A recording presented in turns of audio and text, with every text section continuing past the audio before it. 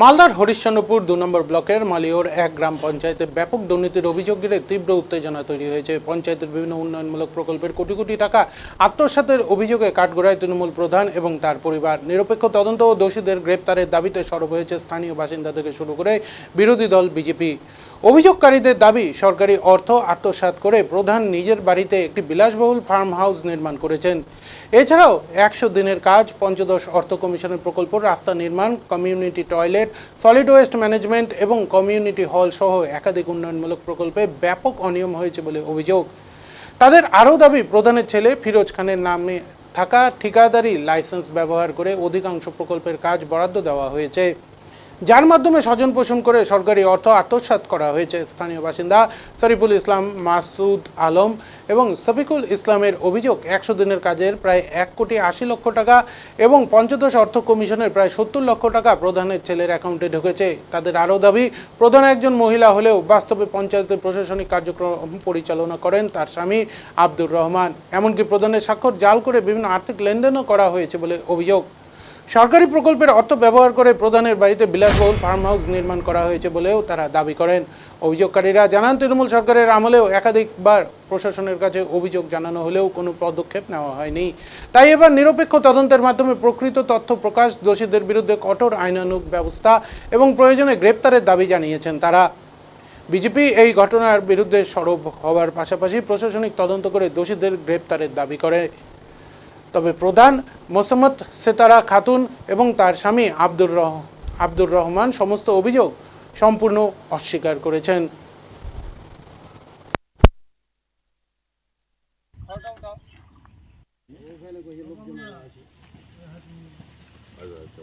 সমস্যাটা পড়েছিলাম দাদা, আমি যখন আমার লাইসেন্স করলাম কন্ট্রাক্টরে, আমি প্রধানের বারবার ছুটে গেছি একটা কাজের জন্য, কিন্তু আমাকে দেয়নি। প্রধানের ছেলের নামে কোটি কোটি টাকার টেন্ডার করেছে, কিন্তু আমরাকে বলেছে না, কাজ দেওয়া যাবে, কাজ নিতে গেলে টাকা লাগবে, ওর কাছে চামচাগিরি করতে হবে, এরকম ধরনের কথা বলেছে। আমরাকে কাজ দেয়নি। আমরা কত যে করেছি, কষ্ট পেয়েছি, আমরা বলার সাহস পাইনি। আজ বিজেপি সরকার এসছে, আমাদের কথা বলার সুযোগ লেগেছে, তাই আমরা অভিযোগটা করলাম। আমাদের মাননীয় মুখ্যমন্ত্রী শুভেন্দু অধিকারী আছে, আমাদের এই জন্য এইটাকে দেখে, এটা বিনীত অনুরোধ। তারপরে যেটা বারবার অভিযোগ উঠে আসে, নাকি লক্ষ লক্ষ টেন্ডারের নাম করে নাকি দুর্নীতি করেছে, বাড়িতে সুইমিং পুল করে রেখেছে। হ্যাঁ, এগুলো অনেক অনেক টাকার দুর্নীতি হয়েছে। যেরকম 1,80,00,000 টাকার একটা টেন্ডার করেছে, সেটা সুইমিং পুল করেছে। সুইমিং পুলটা কোন জায়গাতে হয়েছে? ওই বাড়ির পিছনে দাদা। মানে সুইমিং পুলের পাশাপাশি আর কি ওখানে করেছে ও? ওখানে এমন একটা দৃশ্য করেছে, তো মনে হচ্ছে একটা পার্ক, জান্নাত খানার একটা পার্ক করেছে। মানে নিজের বাড়ির মধ্যেই না, বাড়ি থেকে একটু পিছনে করেছে, মানে বাগান বাড়ি। ওখানে প্রধান সাহেব গেলে বসবে, উঠবে, তার জন্য একটা কি যে ওখান একটা পার্ক সিস্টেম করেছে, ভিক্টোরিয়া পার্ক বললেই চলে। ওটা কি সরকারি স্কিমে হয়েছে?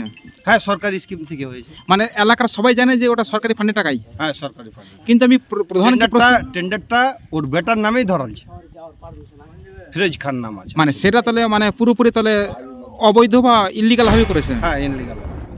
তো আপনারা কি দাবি করছেন? আমরা চাইছি কি যে প্রশাসনের কাছে কি যে ওর শাস্তি হোক, ওর সেটা দেখুক, সত্য যদি থাকে সত্যর বিচার হবে, মানে তদন্তের দাবি করছেন।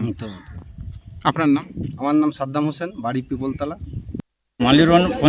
মালিরওয়ান পঞ্চায়েতের প্রধান মোসাম্মদ সেতারা খাতুন, তার বিরুদ্ধে আমরা রাস্তায় নেমেছি। তার বিরুদ্ধে রাস্তায় নামার কারণ হলো প্রধান এবং প্রধানের স্বামী, তার ছেলের নামে কন্ট্রাক্টরি লাইসেন্স করে 15 ফাইন্যান্সের টাকা প্রায় 80 লাখ টাকা আত্মসাৎ হয়েছে এবং এমজি এনার্জিএসের টাকা প্রায় 1,80,00,000 টাকা আত্মসাৎ হয়েছে। তারপরে তার বাড়িতে বিলাসবহুল সুইমিং পুল, লাইটিং ব্যবস্থা, টয়লেট, তার ছেলের দুটোর নামে আবার টয়লেটের ব্যবস্থা করে টয়লেট বসিয়েছে বাড়িতে নিজের। তারপরে আমরা বিভিন্ন রকম দুর্নীতির বিরুদ্ধে তার স্বামী প্রধান অঞ্চল চালায় এবং তার ছেলে, যে আমরা জানি যে একজন প্রধান তার কোনো ব্লাড রিলেশনের থাকলে সে কোনো জনই কাজ করতে পারবে না, কন্ডাক্টরের কাজ করতে পারবে না। কিন্তু আমরা দেখছি এখানে বিকল্প ব্যবস্থা কি, যে তার ছেলে কাজ করেছে, তার ছেলের অ্যাকাউন্টে শুধু টাকা ক্রেডিট হয়েছে। এই মানে দুর্নীতিটা ওকে আদৌ কি কাজ করেছে না ভুয়ো কাজ দেখে আত্মসাৎ করেছে? ভুয়ো কাজ দেখে আত্মসাৎ হয়েছে।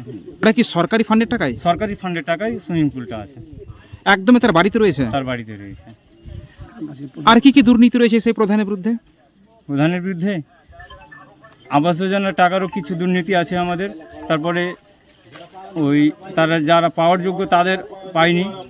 দুর্নীতির মধ্যে আছে আমাদের সামুখাতে একটা ডাস্টবিন বানিয়ে, মানে ময়লা আবর্জনা ফেলার জন্য একটা ঘর বানিয়েছে প্রায় 25 লক্ষ টাকা।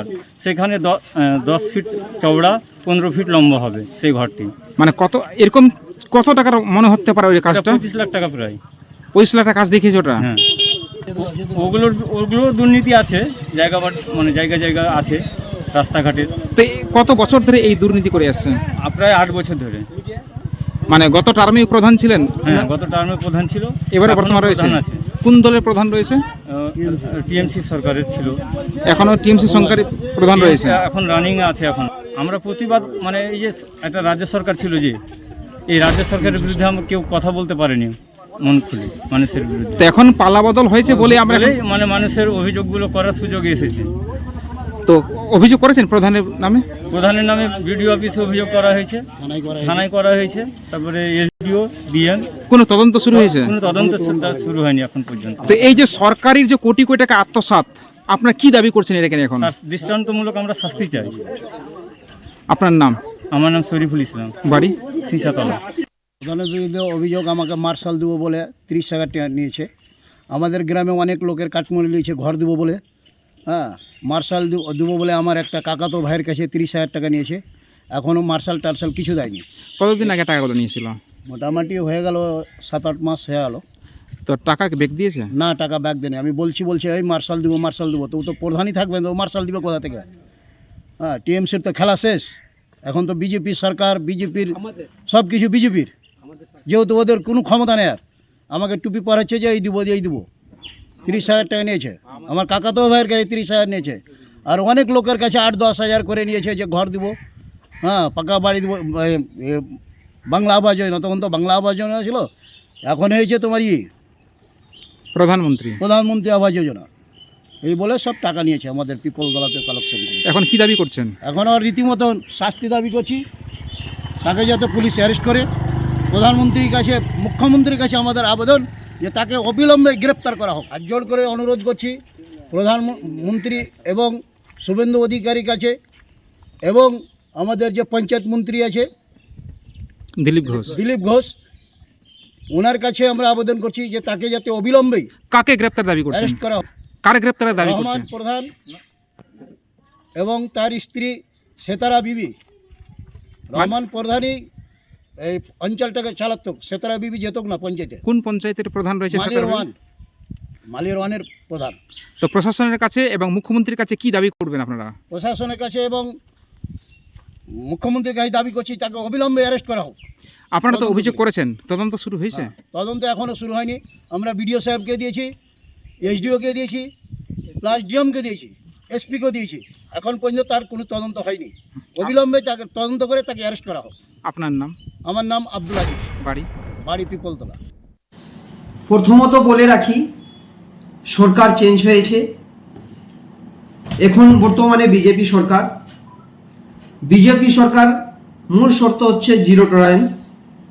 এখন বর্তমানে আমি আপনাদের মাধ্যমে শুনতে পেয়েছি মালিওর 1-এ যে দুর্নীতি হয়েছে, সেই দুর্নীতিতে আমি শুনতে পেয়েছি যে ওখানকার প্রধান সেতারা খাতুন, মাননীয় সেতারা খাতুন, তার ছেলে নাকি ওখানকার ঠিকাদার, কন্ট্রাক্টের লাইসেন্স আছে। তারপরে ওনার হাজব্যান্ড, সেটাও আপনাদের মাধ্যমে শুনতে পেয়েছি, সেই মাননীয় প্রধানের হাজব্যান্ড বিলে সিগনেচার করে, কি করে করতে পারে আমি জানি না। এটা কার আশীর্বাদে এতগুলো দুর্নীতি হচ্ছে সেটা আমার জানা নেই। কিন্তু বর্তমানে সেখানকার মালিওর 1-এরই ওই গ্রাম পঞ্চায়েতের লোকজনের অভিযোগ বিডিও সাহেবেরও কাছেও করেছে আমার জানা মতে। তারপরে আইসির কাছেও অভিযোগ গিয়েছে।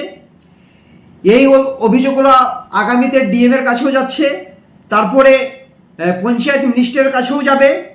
শুনতে পেয়েছি যে তার ছেলের নামে কোটি কোটি টাকা লেনদেন হয়েছে পঞ্চায়েতের অ্যাকাউন্ট থেকে, যেটা একটা আমি দেখেছি 1,80,00,000 টাকা আর একটা 70 লক্ষ টাকা।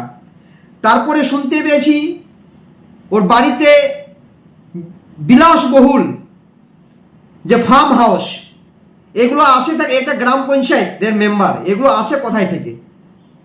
এই দুর্নীতির যা হচ্ছে, আমরা আগামীতে প্রশাসনের কাছে আবেদন করব, রিকোয়েস্ট করব একে তাড়াতাড়ি যেন অ্যারেস্ট করা হয় প্রধানকে, তার সঙ্গে জড়িত যারা আছে তার ছেলে, তার হাজবেন্ড, সবাইকে জড়িত করে আইনত ব্যবস্থা নেওয়া উচিত।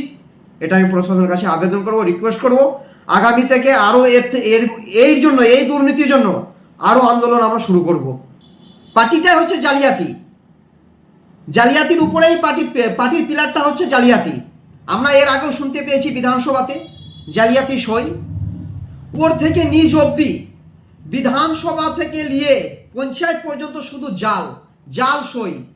এই জাল সই কি করে একটা পঞ্চায়েতের হাজবেন্ড জাল সই করে সব দুর্নীতি তো করতে পারে, সেটা প্রশাসনকে বলবো অবিলম্বে এর তদন্ত করে এর যথাযথ ব্যবস্থা নেওয়া উচিত।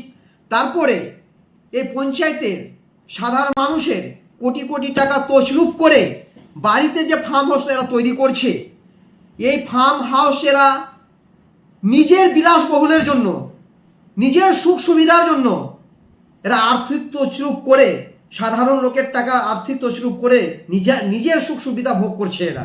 এরও পূর্ণ তদন্ত হওয়া উচিত। আমি বিডিওকেও বলবো, বিডিও সাহেবকেও বলবো, এটা অবিলম্বে এর তদন্ত করে আইনত ব্যবস্থা নেওয়া উচিত। এগুলো সব মিথ্যা অভিযোগ। এগুলো মিথ্যা অভিযোগ কেমন যে আমার বিরুদ্ধে অনাস্থা ডেকেছে, ওই জন্য মিথ্যা অভিযোগ দিয়ে মানে অনাস্থাটাকে কার্যকারী করার জন্য এগুলো মিথ্যা অভিযোগ। আমার ছেলে আগেকার আছে, এজেন্সি আছে, কাজ পেতেই পারে, তো সে কাজ কি পাবে না? অঞ্চলের কাজ থাকলে কাজ পেয়ে না, অন্য এজেন্সি কাজ পেয়েছে, উনিও কাজ পেয়েছে। আর যেটা বলছে যে নাকি বাড়িতে নাকি পঞ্চায়েতের স্কিম দিয়ে নাকি ফার্ম হাউস করা আছে, না, এটা কোনো স্কিম নেই। আমার বাড়িতে কি কিছু নাই? আমরা কি আমাদের পুরো ঘুরে দেখেন তো, গোডাউন আছে, আছে, এগুলো কি আমরা আজকে প্রধান হয়ে এগুলো করলাম না 20 বছর আগে করেছি? আমাদের কিছু নেই। আর আরেকটা ওরা অভিযোগ করছে যে আপনি নাকি পঞ্চায়েতে যান না, আপনার স্বামী নাকি পঞ্চায়েত চালান। পঞ্চায়েতে যাই কি না যাই চলেন, সিগনেচার দেখাবো। ও তো কেউ অত কোনো কিছুতে অত সই টই করতে আসলো, আমি অত গেলাম না, সেও তো টাকাটা করে দেয়। আর এই বিলের করে কি করে পারেনি? আপনার নাম বলবেন? এমএসটি সাথে রাখা। আপনি প্রধান মালির ওয়ানের? জি। এটা কিছু নাই, এটা ভিত্তিহীন, এটা আমাদেরকে ফাঁসানোর জন্য এটা পরিকল্পনা করে এটা করেছে। বিষয়টা হচ্ছে যে বিগত 1 মাস থেকে অনাস্থার চলছে। প্রশাসন ওদের অসুবিধার জন্য ডেটগুলো হয়তো ক্যান্সেল হচ্ছে। এই ক্যান্সেল হওয়ার জন্যই এরা উঠে পড়ে লেগে আমাকে মন দিয়ে একটা বিপদে ফেলে হ্যাকেল করে মানে ওখান থেকে সরে যাওয়ার জন্য মানে বাধ্য করছে এই জন্য। আর স্কিমের কাজ হচ্ছে, কাজের এগনেস্টে পেমেন্ট হচ্ছে, কোনো স্কিম ছাড়া যে পেমেন্ট হয়েছে এই ধরনের নজির নেই।